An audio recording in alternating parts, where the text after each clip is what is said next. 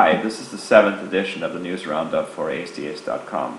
Thanks for tuning in, and here are last week's noteworthy topics. Number 1. Kamala Harris' stepdaughter helped raise $8 million for Gaza civilians caught in the middle of the Israeli-Hamas conflict, while the Biden administration pushes billions of dollars for the state of Israel.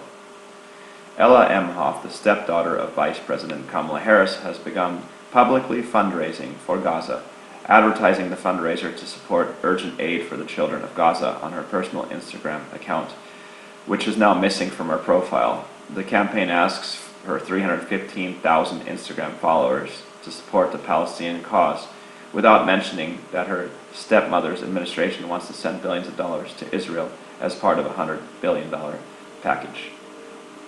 Number 2. Researchers hope to build next-generation mRNA vaccines in Australia. The mRNA vaccines and clinical trial treatments are being produced in a Queensland lab to prepare for a possible future pandemic. The University of Queensland said the demand for mRNA continues to grow, and work is already underway in the lab. The researchers see this lab as an important step in the preparing for pandemics and capturing the economic growth of the mRNA industry. The mRNA producing laboratory is known as the BASE facility, Australia's leading provider of mRNA for research and pilot studies. The researchers plan to use the mRNA produced at the facility in Phase 1 clinical trials in 2024. mRNA vaccines developed by Pfizer and Moderna were approved for use in Australia during the COVID-19 pandemic. The University of Queensland and global healthcare company Sanofi are each providing $1 million, while the Queensland government is contributing $250,000 to the project. The mRNA industry was worth $55 billion in 2022 and could nearly double to $107 billion by 2030. Number 3. A nationwide outage by Optus, Australia's second largest telecommunications provider, has left thousands of businesses and local authorities unable to process cash payments. Cafes, councils, bowling alleys, and hotels were among those affected by Australia's nationwide Optus blackout, which affected an estimated 10 million customers and 40,000 businesses. Optus mobile data and internet services were down for hours on November 8th, affecting mobile services and electronic funds transfer at the point-of-sale machines. Smartphones were rendered almost useless as calls could not be made and apps could not be accessed unless connected to a local Wi-Fi hotspot. The Central Government Council in New South Wales was unable to process payments or take calls due to the outage. Senator Malcolm Roberts warned that going completely cashless could have national security implications. And number 4, the family of a woman who died after a hospital refused to treat her with ivermectin for COVID-19 has filed a wrongful death lawsuit.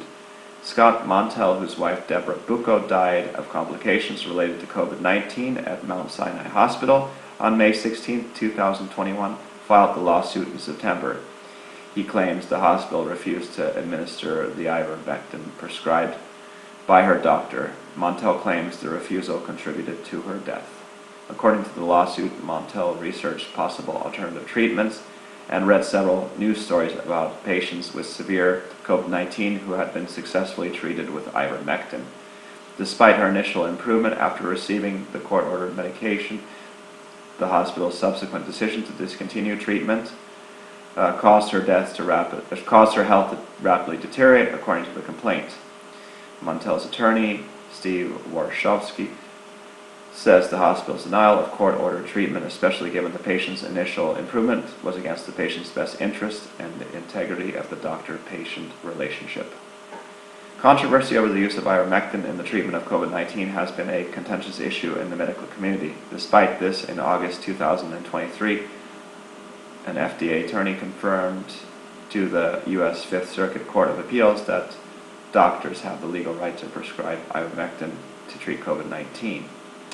Number 5.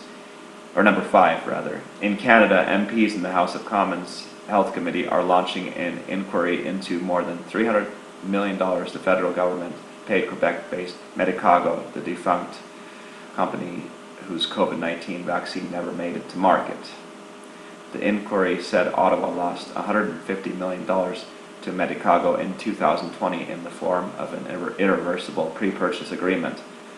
The government then spent another $173 million on Medicago in 2022 to develop a vaccine for COVID-19 and build the company's Quebec City manufacturing plant. Thanks for listening. See you again next week.